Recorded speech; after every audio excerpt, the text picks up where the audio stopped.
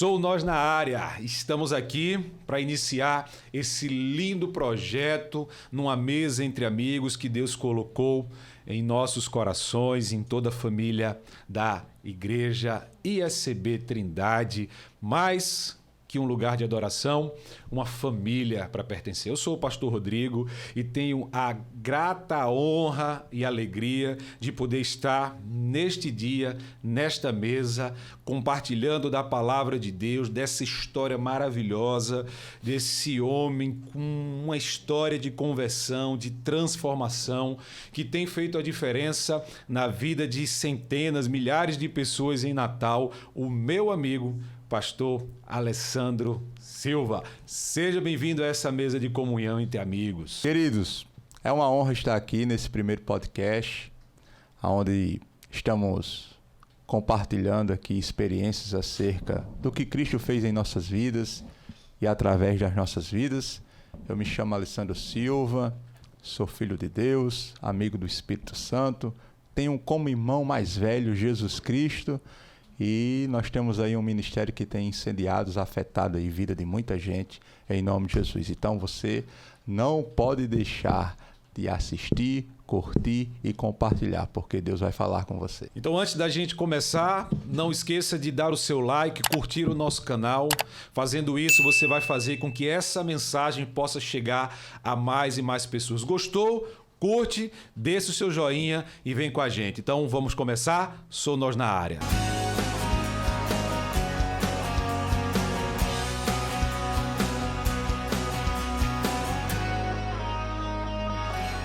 Pastor Alessandro, meu amigo, seja bem-vindo. Rodrigo, obrigado. Que alegria é ter um bom amigo feito você.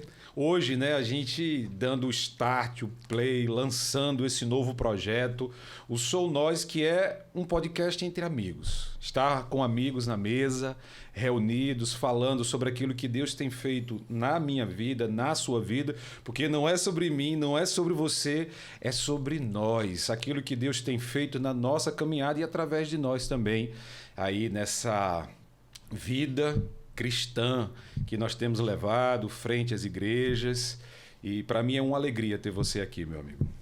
Ô, pastor Rodrigo, a alegria é toda nossa. Tá aqui iniciando, né, com o senhor esse podcast, esse projeto aí que acredito nasceu no coração de Deus. Sim. Que foi gerado no seu coração, e para mim é um privilégio muito grande, apesar de conhecer o senhor há pouco tempo, mas parece que nos conhecemos desde a eternidade, né? Eu brinco que a gente já começou em alto nível. A gente tem se encontrado tanto que eu acho que Deus vai nos usar ainda para muita coisa, viu? Isso, com certeza. Mas eu tenho uma curiosidade aqui para a gente conversar. Eu já falei para você que tem uma frase sua que me marcou, me chamou muita atenção quando você disse assim: não pareço pentecostal, mas sou do manto. Como é que nasceu essa frase aí? Como é que você pode nos explicar um pouco sobre ela? Eu gostei muito. Pastor, quando a gente começou assim a pregar, a desenvolver, né, o ministério da palavra de Deus, eu observei que alguns pregadores tinham seus jargões, né? Então, as pessoas às vezes olham para o nosso estereótipo e tiram as conclusões precipitadas. Por que eu digo isso? Porque o senhor já me viu ministrar, sabe que a gente começa, né? Do fogo. A gente começa devagarinho, depois vai... Passa a segunda, passa a terceira, passa a quarta, depois entra na marcha com Jesus, né? E muitas pessoas assim me julgaram, né? Porque eu começo muito devagar, Pai do Senhor... Aí depois vai montando o ambiente, sentindo o clima, isso. A unção vai aumentando. Daqui a pouco tem um homem pegando fogo na frente do púlpito. A gente entra na marcha com Jesus. Então, costumeiramente eu digo isso. Não tenho cara de pentecostal, mas sou do manto. E é mesmo. Quem me olha diz que eu tenho cara de presbiteriano, né? Mas você tem circulado por muitas igrejas, né? Tem recebido vários convites, tem feito um trabalho muito grande, até de apresentar esse seu jeito, justamente com esse estereotipo mais calmo. Quem lhe conhece vê mesmo, encontra com você um homem calmo, tranquilo, mas que de repente está ali pegando fogo, cheio de unção. E o que eu tenho observado é que há um movimento de convergência mesmo dentro do seu ministério, de estar visitando várias igrejas. Você esteve na minha, lá conosco na Trindade, foi uma bênção, levou aquele ânimo até que muita gente, as pessoas precisam mesmo, assim, de sentir mais aquela pegada mais pentecostal. Graças a Deus, assim, a forma que Deus tem nos usado, né, tem feito com que portas sejam abertas em todas as denominações, né? E graças a Deus, pessoas têm sido afetadas, né, marcadas, incendiadas, né, por essa forma da gente expor, né, fazer a exposição da palavra de Deus. Costumeiramente eu digo, João 6,63 foi Jesus quem disse, né? O Espírito é o que vivifica, a carne para nada serve. E a palavra que eu vos digo são Espírito e são vida. Então, a palavra é um Espírito. Existe um espírito por detrás da letra. E quando esse espírito salta, a revelação vem, a palavra rema vem. E quando a palavra rema desce, não tem como não transformar a vida do indivíduo. Então, acredito que por isso, né, graças a Deus, né, fui na sua igreja uma vez, acredito que vou voltar. Já estamos esperando, já estamos ansiosos. E assim nas demais denominações, né? As pessoas têm gostado, a gente... por graça, tem caído na graça das pessoas. Aleluia. Isso é graça, é favor, né? E a gente tem aqui, justamente nesse nosso podcast, esse intuito de sermos esse movimento de convergência mesmo. Hoje o pastor Alessandro está aqui, ele chega com essa linha mais pentecostal. Daqui a pouco a gente terá presbiterianos, batistas, episcopais, né, os irmãos católicos e aí por diante. Entendendo que nós somos uma só igreja em Cristo Jesus. E como é bom quando há essa abertura, essa pluralidade, né, dentro dos ministérios e todo mundo pode se unir, a igreja pode experimentar e beber de várias fontes. Deus tem feito grandes coisas aqui através da sua vida e eu tenho presenciado isso. Mas eu queria saber de algo que me deixa curioso. Como começou a sua história com o Senhor? Como foi o seu processo de conversão? O que é que você pode compartilhar com a gente? As pessoas que me conhecem dizem que eu sou um milagre, né? Pela vida pregressa, né, que a gente veio do mundo das drogas, quase que a gente entrava para o mundo do crime. Então, assim, eu sou um milagre. Na verdade, Deus ter nos alcançado da forma que nos alcançou, ter nos arrancado de onde Ele nos arrancou e hoje nos fazer assentar, né, com príncipes. Isso é um privilégio, assim, muito grande. Então, eu fui de uma vida, assim, muito pregressa, perdi muitos amigos, né, que foram assassinados e acho que isso fez com que eu tivesse medo e procurasse uma igreja. A princípio, eu procurei uma igreja por medo. Né? Medo de morrer, por ver amigos ali de juventude sendo ceifados, né? Perdendo a vida. Então, fez com que a gente chegasse na igreja. Porém, eu tenho 20 anos que entreguei a vida a Jesus, mas 21 anos de conversão. Porque os meus 2 primeiros anos foram complicados. Acho que eu me afastei umas 3 vezes, dada essa questão de drogas, né? De bebida, um mundo muito intrínseco, né? Na minha vida. Então, essa libertação perdurou um pouco, né? Não foi assim de imediato. Tem gente que chega, né? Deus liberta imediatamente, deixa o álcool, deixa as drogas, deixa o cigarro, deixa a prostituição. Foi num processo, né? Foi um processo. Muito parecido com a minha também, né? Eu iniciei mais ou menos assim, com um processo e Deus foi lapidando. Mas você pode falar. Então, assim, e as pessoas até de início de caminhada duvidaram, né? Duvidaram, porque você se afastar 3 vezes. E assim, eu sempre fui muito sincero. Então, assim, aonde eu me converti era na mesma rua onde a gente usava droga, fazia todas as coisas. E às vezes que me afastei, os irmãos passavam, eu estava ali, né, com os meus amigos. Assim, eu nunca escondi essas coisas, né? Os irmãos passavam, rapaz, eu dizia, estou em Lodebar. Mas um dia eu volto. Até usava a Bíblia, né? Voltou voltando, né? 13 anos de ministério. Oi? 13 anos de ministério 13 ordenado. anos ordenado a pastor, exatamente, 13 anos. Que glória, hein? 13 Para a honra e anos. glória do Senhor, tem servido, sua família também serve com você. Serve, minha esposa, né, meu filho. Tem um menino de 11 anos, o nome dele é Pedro Azaf, né? Quando ele nasceu, eu não coloquei o nome, eu lancei uma sentença sobre a vida dele. Pedro Azaf, eu canto ou prego. Não tem para onde correr, esses aí já tá que vai dar trabalho, né? Quantos anos? 11 anos, 11 anos. Glória a Deus. E nesses 13 anos, você se converteu, qual foi a igreja?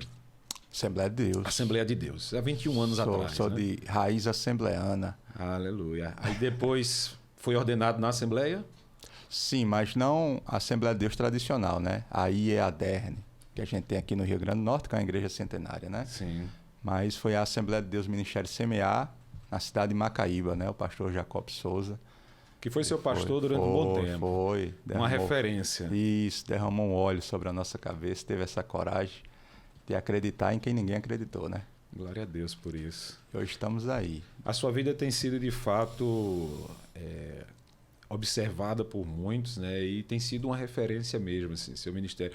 Por isso eu me sinto assim, extremamente orgulhoso, né? Desde que Deus colocou no meu coração a ministração desse podcast, a primeira pessoa que me veio à mente foi pastor Alessandro Silva. Eu sabia que você teria muito a contar sobre essa sua história, esse início da sua conversão, e daquilo que Deus tem feito, dos milagres que você tem presenciado. E tem uma história sua que é um pouco curiosa, né? Fala de uma pregação que você fez e que toda a igreja aceitou a Jesus. Como é que foi esse dia? Onde foi? Meu Deus. Os irmãos que me acompanharam, aonde eles chegam, eles falam isso. Eu não sou de comentar muito, mas aonde a gente tá numa roda junto, eles citam isso, porque foi muito impactante para eles. Perfeito. E para mim, mais ainda, né? Na hora que a gente lança o convite, né? Eu não gosto muito desse termo apelo, né? Faço apelo. Eu gosto muito de usar o termo convite. Na hora que eu lancei o convite para perguntar quem queria, né, entregar a vida a Jesus, eu vi aquela resistência, né? Porque há uma batalha espiritual naquele momento ali, né? O diabo não quer perder aquela vida. Sim. Então fica aqueles conflitos, né, da pessoa, na mente da pessoa, o diabo lançando sugestões. E eu pedi para a igreja orar. Aí eu perguntei, tá todo mundo aqui alinhado com Jesus? Tem ninguém arranhado com ele, não? Pastor Rodrigo, para minha surpresa, veio quase toda a igreja. Aleluia. Só faltou os irmãos que me levaram, o pastor da igreja e alguns obreiros. O pastor dizia, estou me convertendo hoje. E a hora o pastor da igreja se levantar também Oh, glória a Deus. Então, foi uma coisa assim que me marcou muito. Isso ocorreu quando? Foi o ano passado, aqui na cidade de Parnamirim. Oh, glória. Não vou falar o nome da igreja por ética, mas... Não. Mas foi algo assim que me marcou. E foi assim, algo que até hoje... Eu comecei conhecendo um pouco a sua história através de um projeto que você iniciou na sua igreja, né? Hoje você faz parte da família Boas Novas, né? Com meu amigo, o pastor Renato.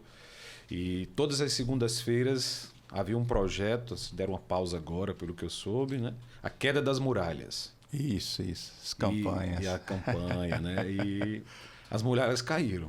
Caíram.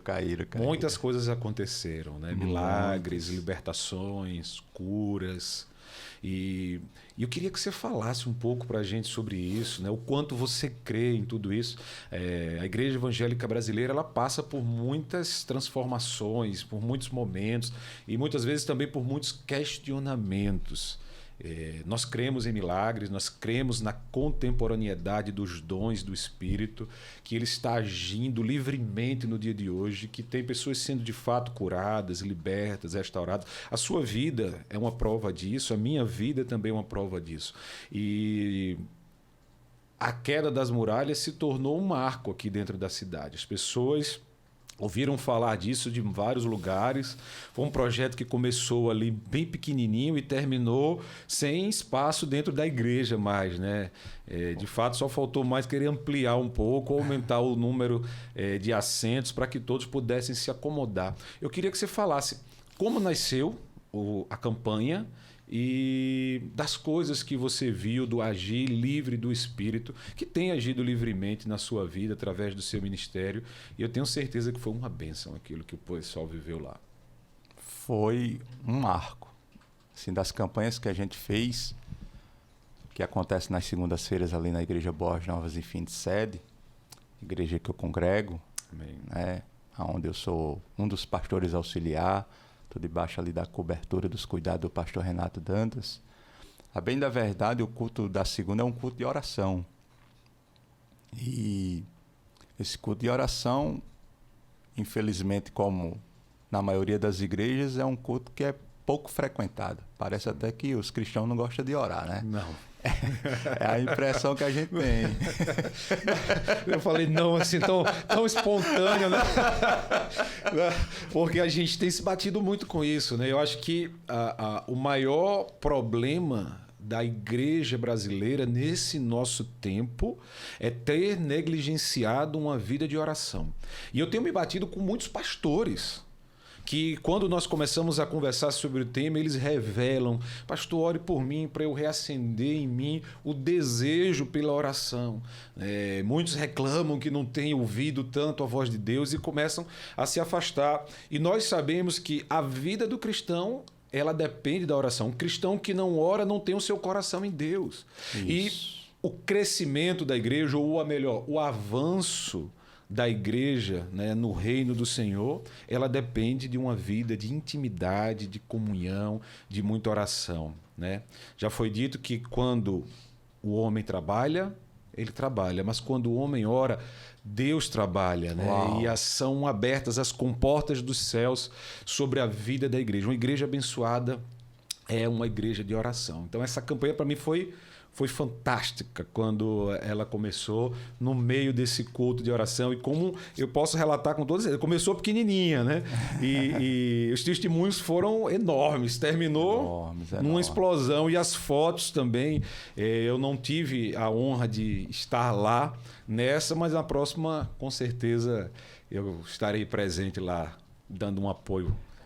Então, pastor Rodrigo, as pessoas, elas nos dão essa impressão que não gostam de orar. Isso. E é um culto de oração. E como a maioria das igrejas, é um culto pouco frequentado pelas pessoas, pelos cristãos, pelos membros daquela denominação, comunidade.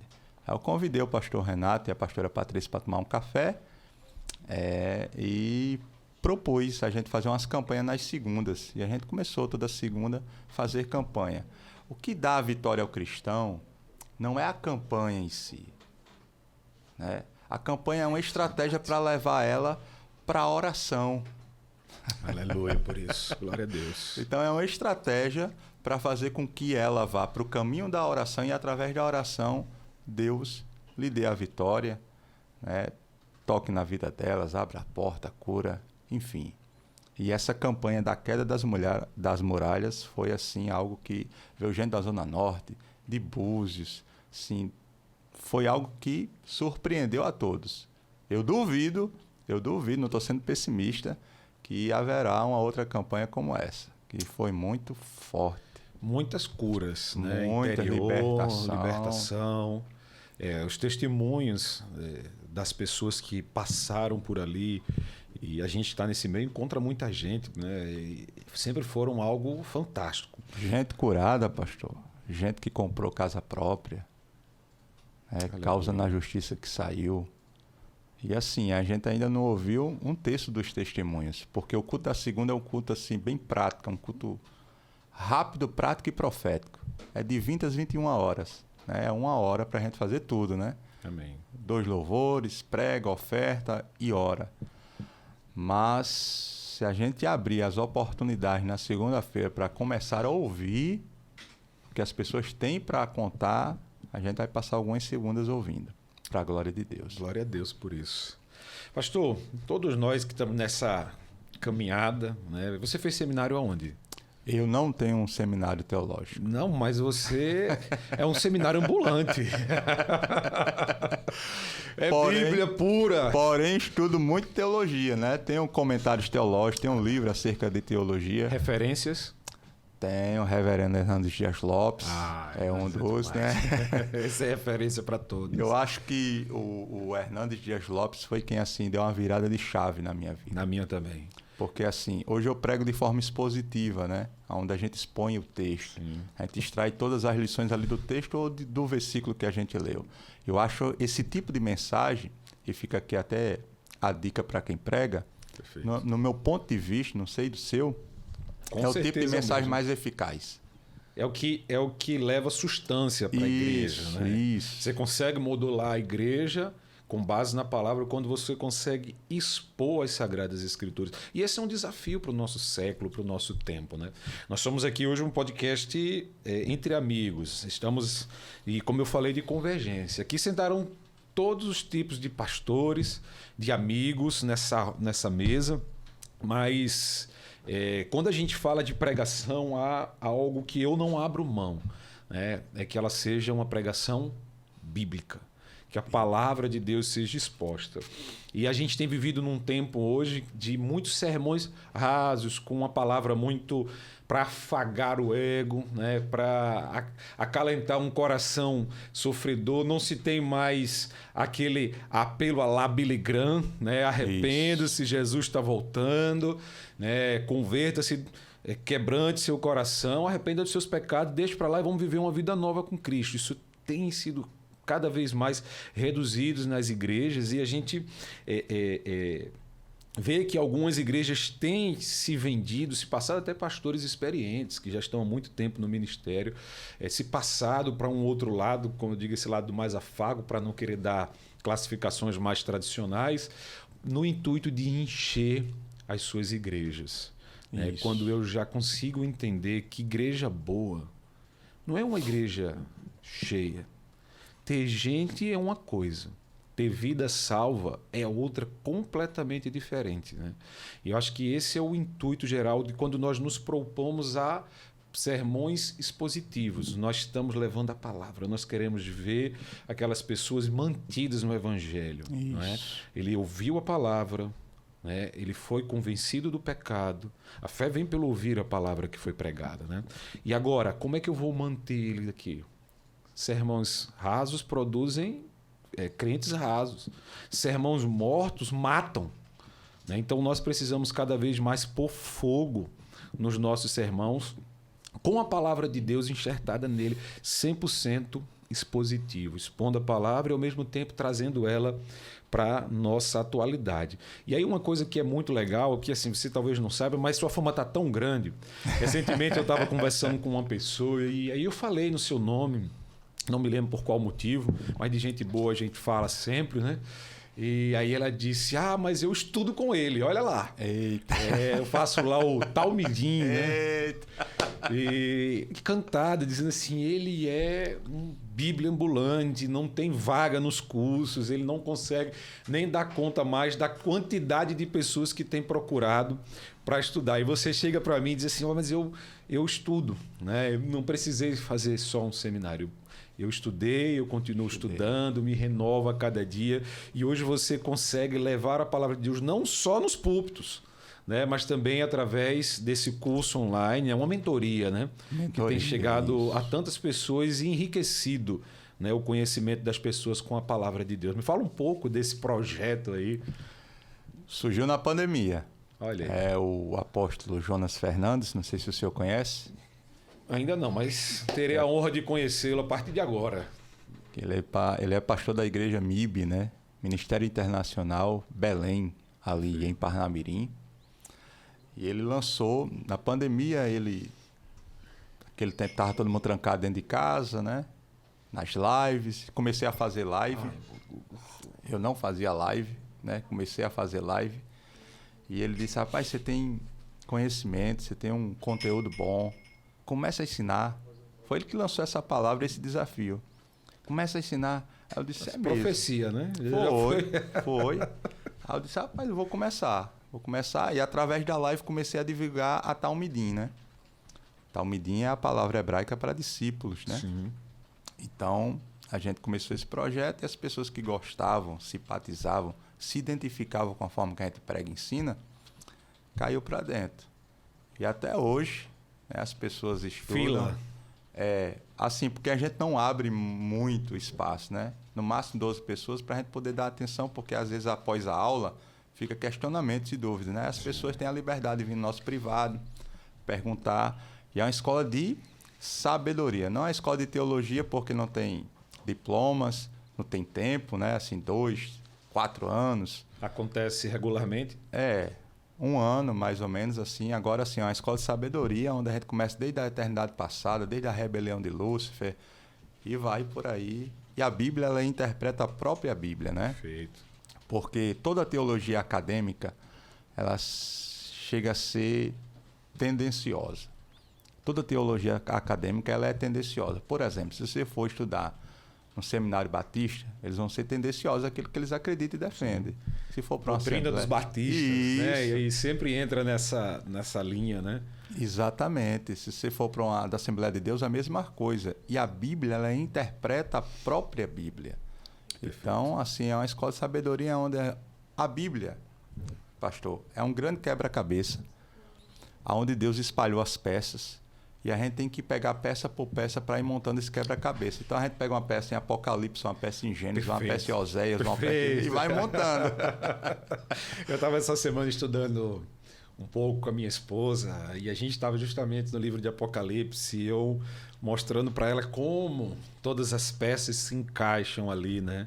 Na palavra de Deus, como a gente consegue encontrar profecias e repiques proféticos, né? Que aconteceram em Daniel, em Isaías, né? Em Jeremias, começando a se cumprir ali. Como é legal você poder passear por todas as Sagradas Escrituras, né?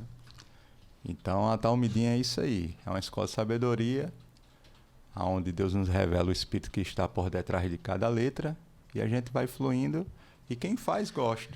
Quem faz gosta. Quem faz gosta.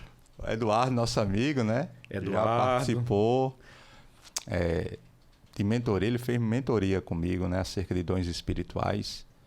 Queimou aí umas aulas, mas... Eduardo é seu fã, número 1. Mas às vezes que ele participou, conseguiu entrar, e ele aprendeu um pouco. Eduardo tem um chamado lindo. Ele, aos poucos, está cada vez mais se encontrando nesse chamado aí. Eu creio que Deus ainda vai usar muito ele para a honra e glória do nome dele. Pastor, vamos lá. Vamos apertar mais aqui esse nosso... Vamos aumentar o nível. Esse nosso bate-papo aqui. A gente falou já sobre a sua história de conversão, né? Você me disse que começou perto de casa, se converteu na rua de casa. Na rua de casa. Teve essas quebradas aí, eu fui um dia, voltei no outro, né?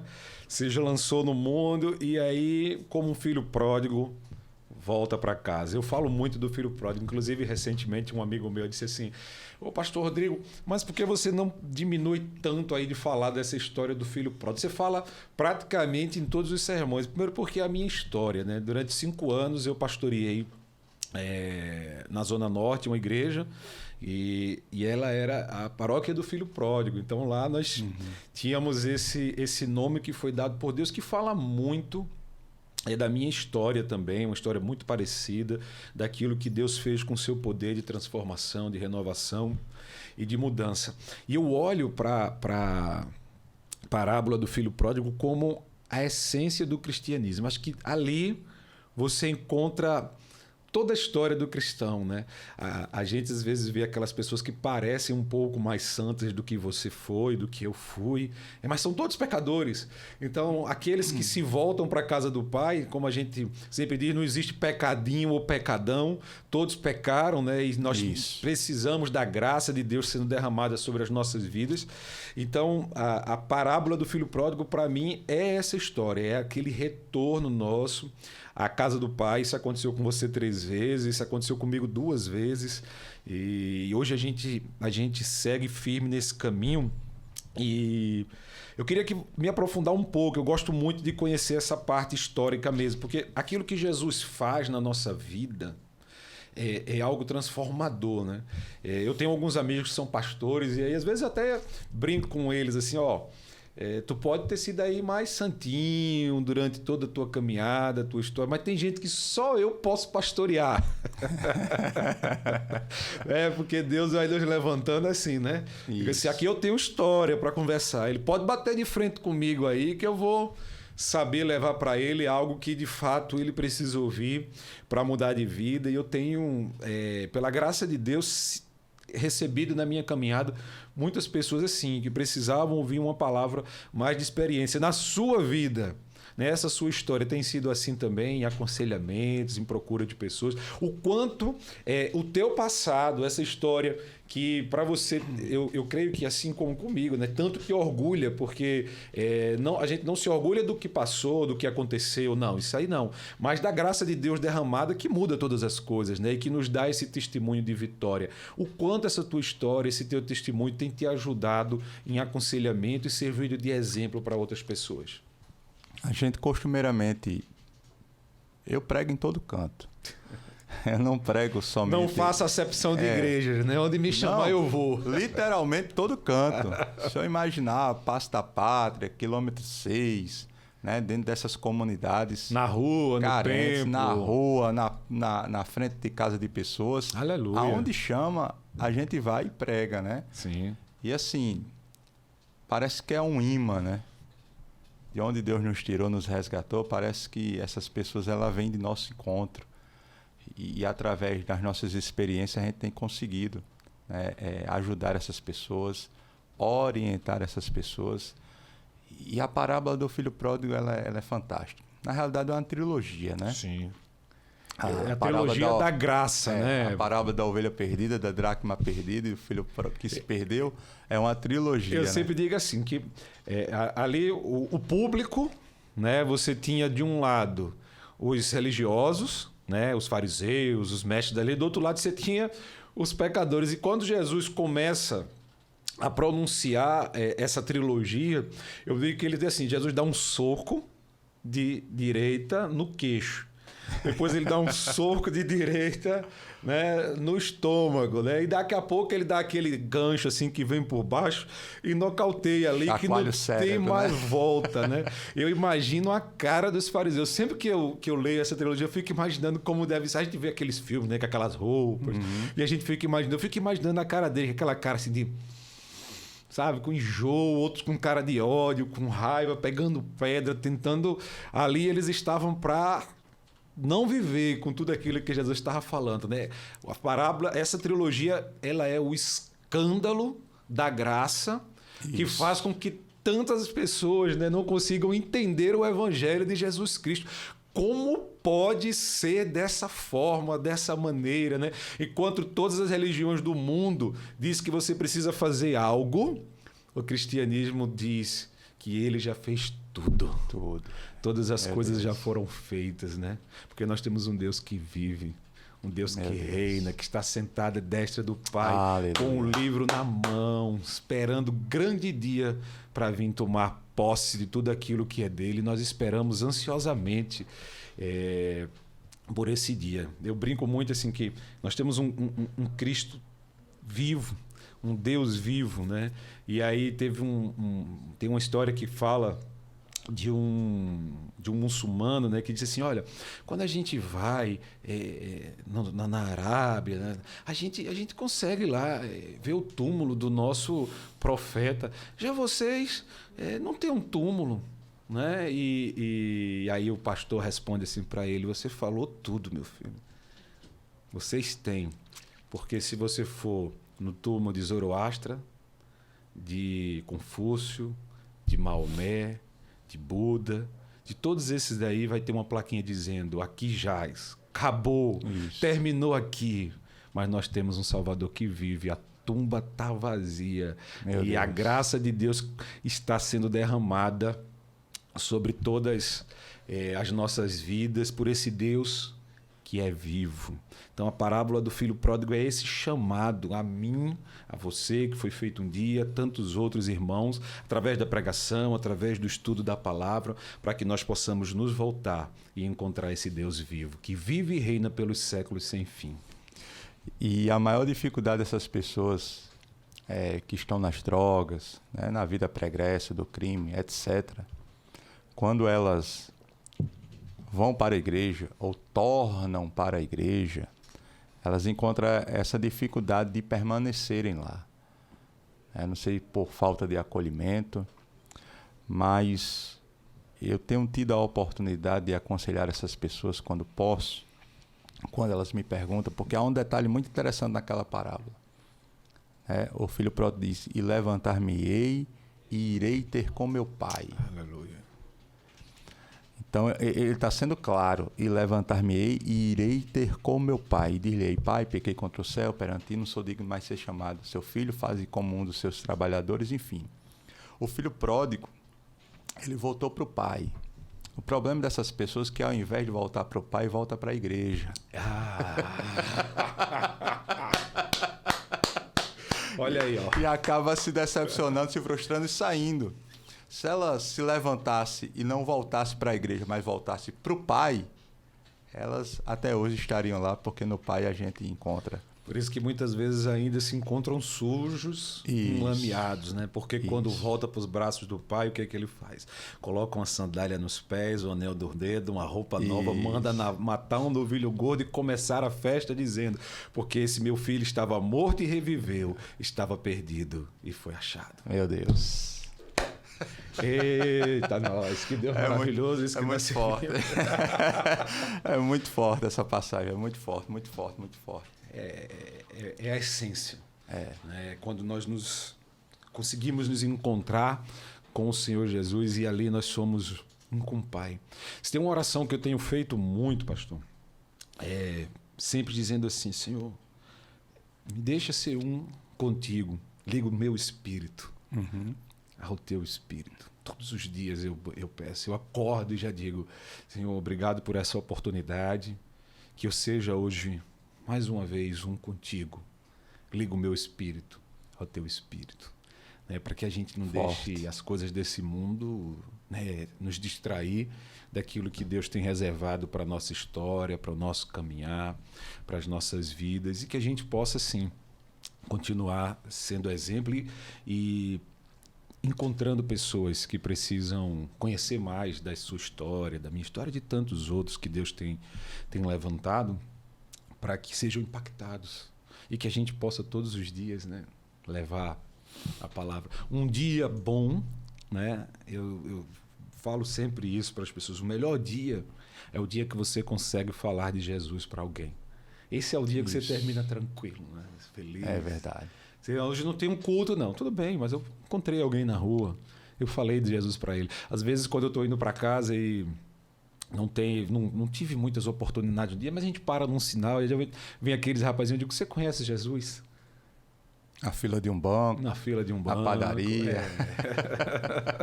E a gente sai falando desse Deus lindo. Então, né? todo lugar é lugar para dar lugar. Todo lugar é lugar para dar lugar. E deixar Deus, através das nossas vidas, poder transbordar na vida de pessoas, né? Eu sempre digo isso: o chamado vai além das quatro paredes, né? As pessoas confundem muito a chamada com cargos, com funções dentro da igreja, mas vai além disso, né? Você tem que fluir no dia a dia.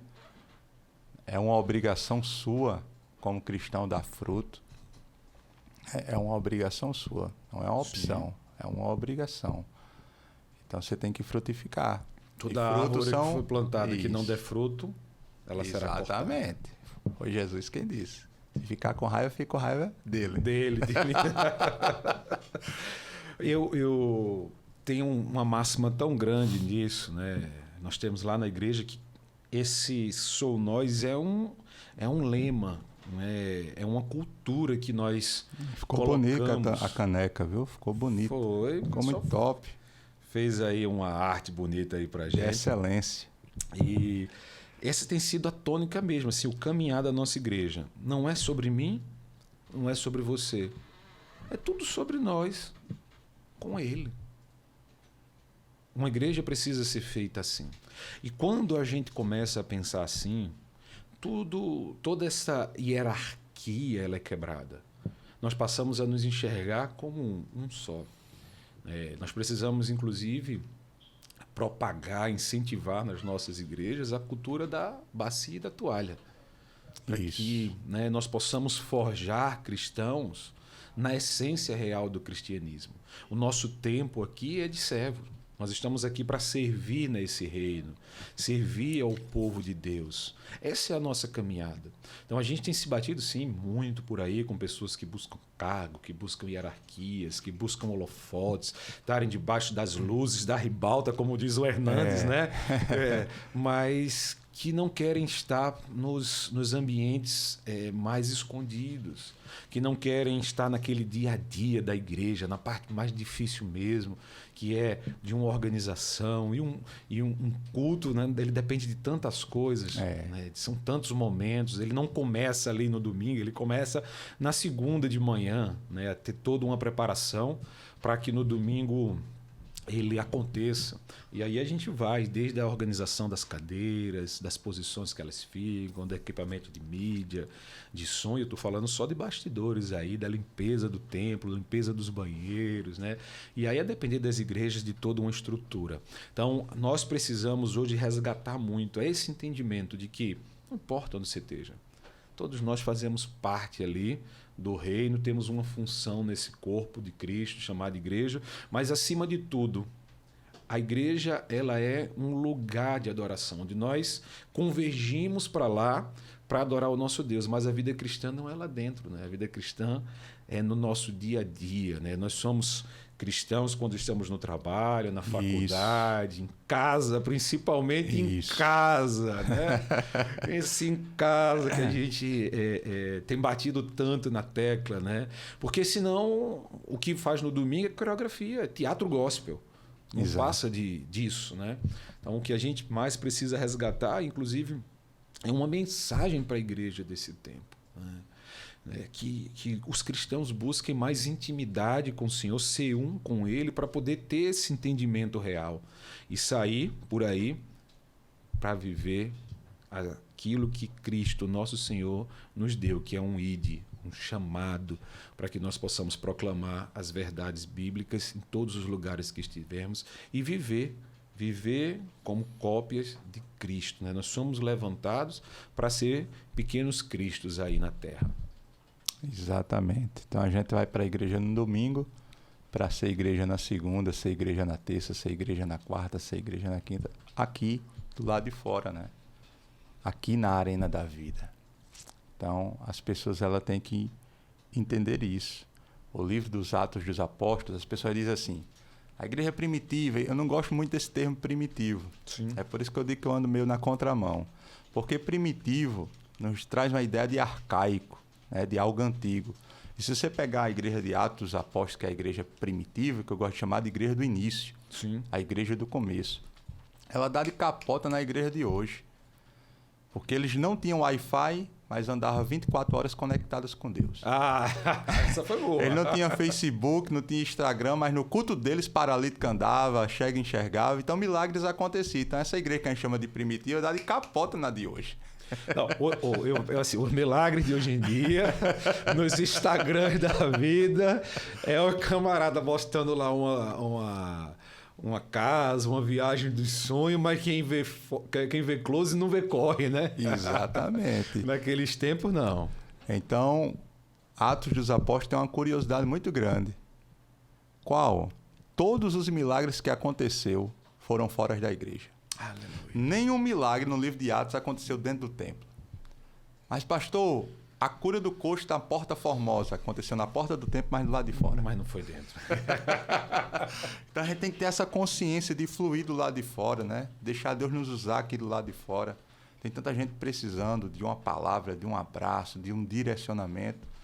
E Deus quer nos usar.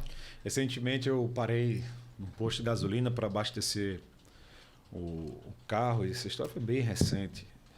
E o frentista foi até o carro, me perguntou se era gasolina e valor, e colocou lá na bomba. Naquele instante, quando eu olhei para os olhos dele, Deus me disse assim: ore por ele.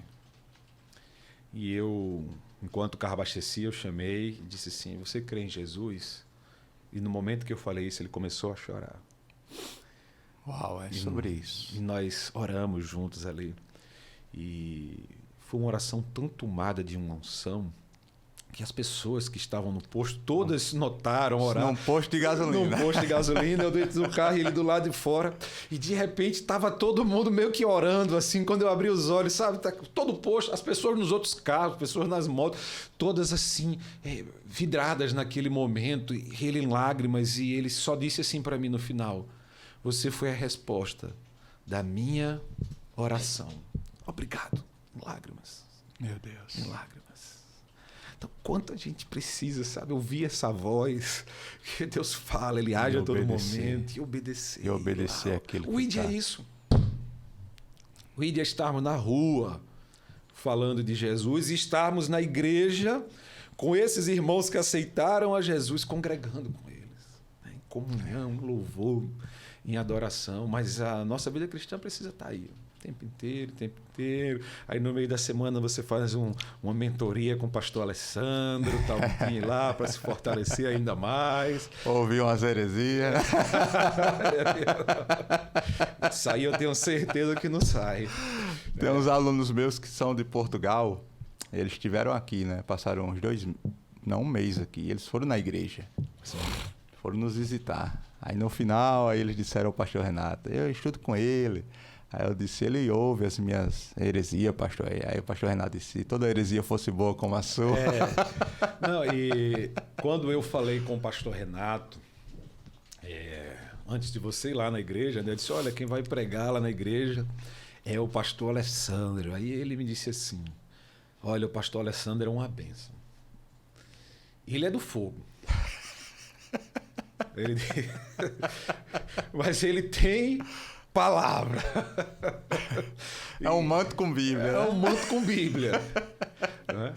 E foi fantástico. Eu tenho que até evitar que você vá muito lá na igreja, senão o pessoal vai gostar mais de você do que de mim. Isso aí não vai dar certo. As pessoas têm que se acostumar a ouvir o seu pastor. Mas, pastor, está sendo uma alegria aqui. A gente está batendo esse papo, a gente está chegando ao final, mas eu queria, antes da gente terminar, que você deixasse aqui uma mensagem dentro de toda a sua história, né? Uma mensagem que chegasse até as pessoas, não só as que já te conhecem, que te ouvem, mas para aquelas que estão iniciando o seu processo de conversão, aquelas que sentem no coração também um desejo, um chamado de ser igreja, de servir a Cristo, talvez até de entrar no ministério pastoral. O que é que você teria de mensagem para essa nova geração da igreja brasileira que tem se envolvido tanto numa igreja mais atrativa por coisas do que por palavra? Crescimento não é sinônimo de desenvolvimento, né? Perfeito. A gente tem que saber diferenciar isso. Não é porque uma igreja está crescendo que ela está se desenvolvendo. Uau. Tem muito adulto com comportamento de criança. Ou seja, ele cresceu, mas não desenvolveu. Muito. Então, a gente tem que ponderar primeiro isso. Mas, para essas pessoas que estão chegando, almejando, né? E Paulo vai dizer que quem almeja o episcopado, excelente obra, né? Deseja.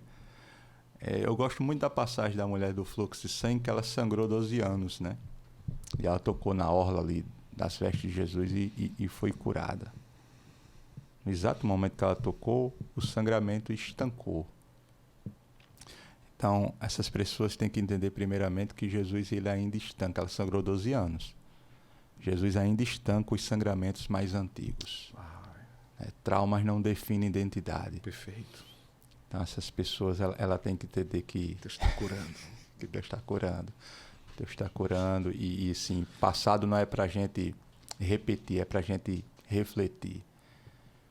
As pessoas têm que entender que o passado não precisa de você, mas o seu futuro sim, né?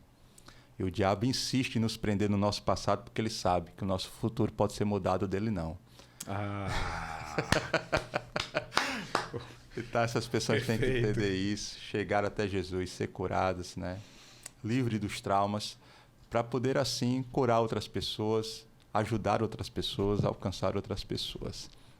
Pastor, eu daquele momento, no início do livro do Apocalipse, quando o apóstolo João, ele tem aquele encontro com o Senhor, e antes de ser levado, né, à sala do trono da graça, ele diz que o anjo colocou a mão sobre ele e ele caiu como morto.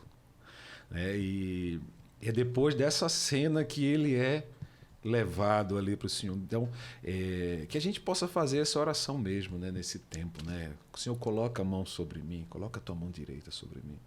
Mas quando Ele colocar, nós vamos cair. Nós vamos cair do nosso orgulho, da nossa altivez, nosso pedestal, dos nossos pedestais, da nossa soberba.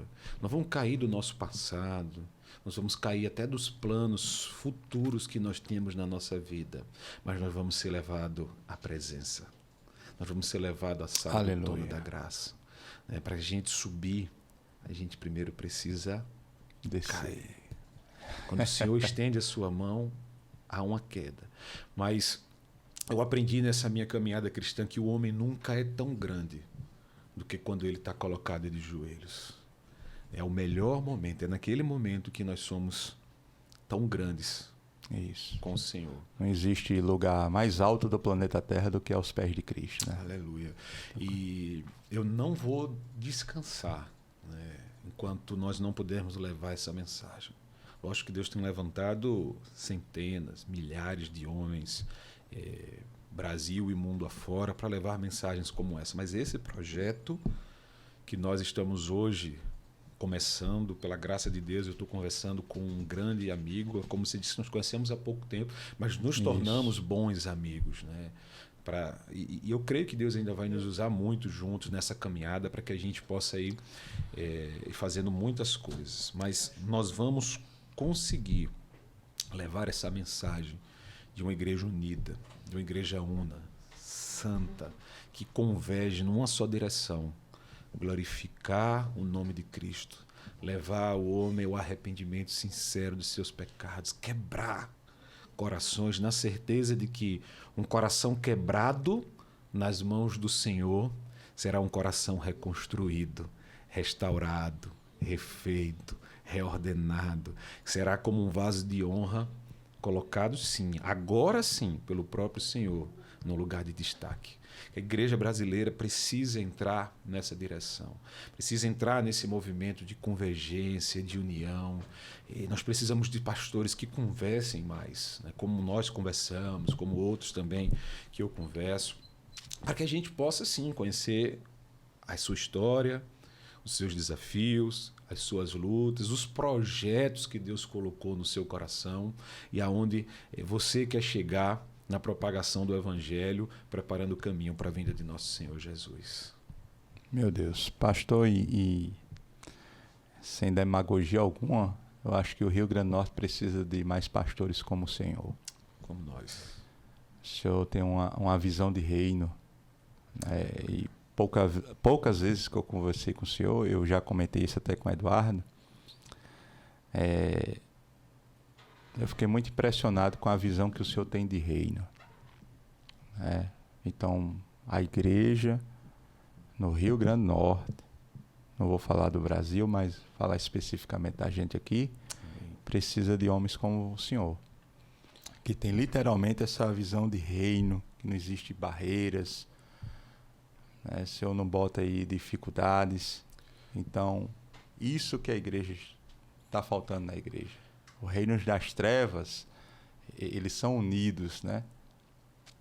Porém, o da luz nem tanto, né? Nem tanto. Deixa a desejar. E eu vi no Senhor essa pessoa que tem visão de reino, que ama o reino, que tem projetos aí muito audaciosos, que eu digo, rapaz... Quando a gente se conheceu, você disse, né? O projeto aqui é audacioso. Mas olha, quando a gente pensa assim, quando a gente busca viver assim, quando a gente ora assim, Deus coloca pessoas com esse mesmo pensamento. Deixa eu dar um exemplo. O senhor chegou para mim e disse, pastor, se você quiser fazer culto aqui, eu tenho um espaço, tem as cadeiras. Qual é o pastor que faz isso? Nenhum. Não, mas a igreja não é minha, é de Cristo. Mas... para mim, isso me impactou. Meu Deus, como é que o cara tem uma visão dessa? Como é que a pessoa tem um coração generoso desse? Quando Deus falou ao meu coração, e foi um dos momentos mais importantes da minha vida e mais impactantes, quando Deus disse a mim que eu tinha que abrir a Trindade. Quando eu conheci o Eduardo, eu pastoreava na Zona Norte. O Eduardo entrou no podcast. Eu pastoreei 5 anos na Zona Norte, né, na Filho Pródigo. Comecei a igreja lá, e durante 5 anos nós transformamos ela numa igreja relevante no bairro. E Deus, depois de tudo pronto, claramente Ele disse assim para mim: eu tenho algo novo para você. Foi o que aconteceu. E eu disse: olha, senhor, o senhor está de brincadeira comigo, né? Está tudo pronto aqui, tudo organizado. E ele disse: eu tenho algo novo para você. Então, a partir daí, eu comecei a meio que duvidar de algumas coisas, não querer que isso acontecesse, porque eu estava bem estabilizado com pessoas. E aí, num domingo... aí Deus mandou algumas pessoas para vir falar comigo e falaram palavras proféticas mesmo. Diziam assim: olha, você sabe que o seu tempo aqui acabou? Eu disse: mas como é que você sabe disso? Né? Ficava na minha cabeça. E iam falando e tal. E eu fui questionando Deus e orando. Num domingo eu estava na minha casa, deitado. Sempre tiro um cochilo antes de ir para o culto da noite, à tarde, aquele momento onde você ora, descansa um pouco para se preparar. E Deus disse assim: eram 3 horas da tarde. Levante, pegue seu filho e vá para o açaí. Eu ia muito para aquele açaí que tem ali junto à igreja, né, com meu filho. Eu simplesmente fui. Disse a minha esposa: eu estou indo ali com o Rodriguinho. E aí nós sentamos no açaí, eu botei um açaí para mim, um para ele, começamos a comer e eu orando ao Senhor: Senhor, o que é que o Senhor quer me mostrar aqui? O que é que o Senhor quer me mostrar aqui? E aí... botei mais açaí, que ele não mostrou nada. Ele não falava nada e o tempo foi passando e eu vi uma porta ali. Disse: Jesus, estou comendo quase 1 litro aqui. Tenha piedade do meu bolso, Senhor. E aí eu vi uma porta, me levantei e fui andando e vi um ambiente onde hoje é a igreja, né? Um ambiente completamente destruído, terra arrasada. Mas ao chegar na porta, foi impressionante. Eu fui lá, até eu cheguei na porta, Deus me disse claramente: é aqui. E eu disse: você está de brincadeira. Eu olhei por uma fresta assim da janela, da portinha que tinha, e não tinha parede, o teto destruído, o chão desarrumado. Não, eu cheguei a ver aquele espaço antes da igreja, né? Era Gênesis 1:2, literalmente. Sem forma e vazio. Sem forma e vazio. E aí, eu peguei o telefone do Eduardo nesse dia, não conhecia, né? Pedi lá ao pessoal da açaí, me deram, eu liguei para ele, e quando eu falei com ele no telefone, ele começou a chorar. Contei a história mais ou menos, ele chorou do outro lado, no outro dia a gente se encontrou e a partir daí a gente começou aquele projeto. E todas as pessoas que me encontravam e eu comentava diziam assim: você é doido, você é maluco, você tem certeza que você ouviu a voz de Deus? Né? As pessoas iam ali e diziam: como é que isso aqui vai dar certo? Você tem alguém aqui? Eu dizia: não. Você tem louvor? Eu dizia: não. Que foi um direcionamento bem paradoxal, né? Bem confuso. Não, e engraçado assim, que o meu maior problema na igreja nacional tinha sido o louvor durante os 5 anos. Sempre tive uma dificuldade grande com isso. Quando eu vim para cá não tinha ninguém. E eu liguei para eu disse assim, eu comecei a orar, né? Eu disse: eu vou orar por um louvor. Tal. Aí Deus me mostrou uma pessoa, um amigo. E eu sei que ele toca contrabaixo e violão. Aí Deus me mostrou ele. E eu dizia: eu vou ligar. Aí Deus dizia: não ligue. Aí eu orava. Assim, eu posso ligar para ele? Deus dizia no meu coração: não chegou a hora. Não é agora. Jesus. Não é agora. Não é agora. Aí teve um dia que Deus disse: ligue para ele. Aí eu liguei. Disse: olha, vamos marcar para a gente sentar. Então ele disse: não, vamos. Nós fomos, sentamos, tomamos um café. Quando eu contei para ele o que era o projeto, né, sem contar essa história de Deus mandar eu esperar, ele disse assim para mim: olha, se você tivesse me ligado um dia antes, eu tinha te dito não. Mas no momento que você me ligou, eu te digo sim, porque na noite anterior a você me ligar, Deus disse para mim que eu precisava servir mais a Ele. Agora ele disse para mim assim: agora eu não sei o que fazer, porque eu só sei tocar violão embaixo e não sei cantar. Aí eu disse: vamos orar, meu irmão, que vai dar certo. E aí porque eu estou entrando nisso, na visão de reino, né? A gente começa a orar, as pessoas nos chamam de doido, que as coisas não vão dar certo. E aí ele conversou com o pastor dele, que até então não conhecia, o pastor Igor, da igreja A Ponte, daqui de Natal. e contou essa história para ele, né? E o pastor Igor, com uma visão de reino também gigante, assim. Só pelo nome da igreja, né? Já fez logo a ponte. Não, já fez uma ponte. Está fazendo a ponte para a gente se encontrar com a Trindade.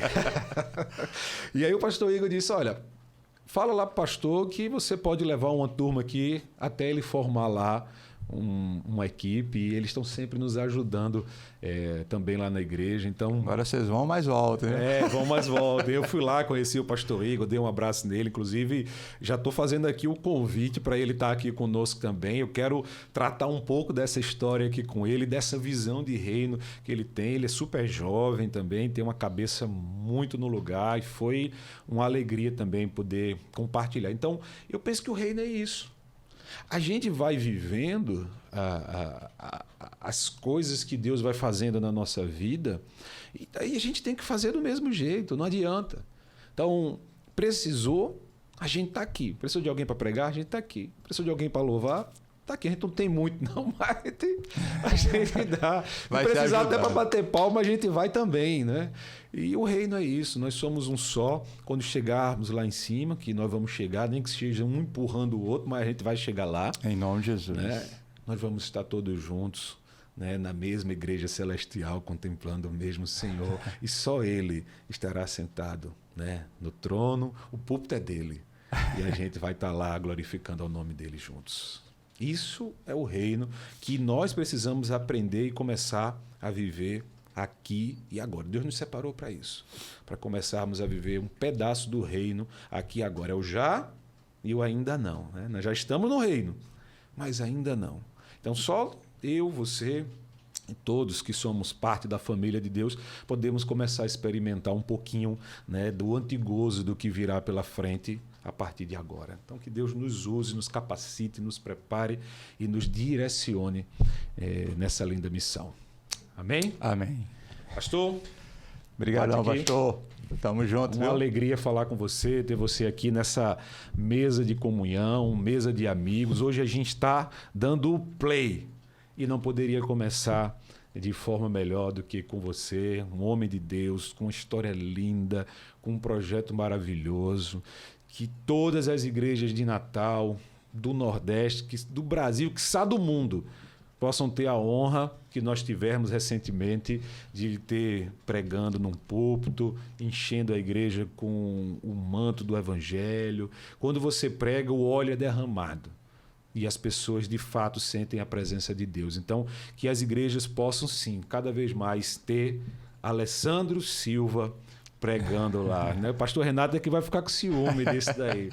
Mas eu tenho certeza que com o coração generoso que ele tem, ele vai se sentir também, muito orgulhoso. O pastor Renato é outro que brevemente estará aqui nessa mesa de amigos para que a gente possa bater um papo sobre tudo que Deus tem feito na vida dele, através da vida dele e dessa igreja linda que ele tem pastoreado. Então, que Deus nos abençoe. Ele deve ter muita coisa para contar, viu? Ah, com certeza tem.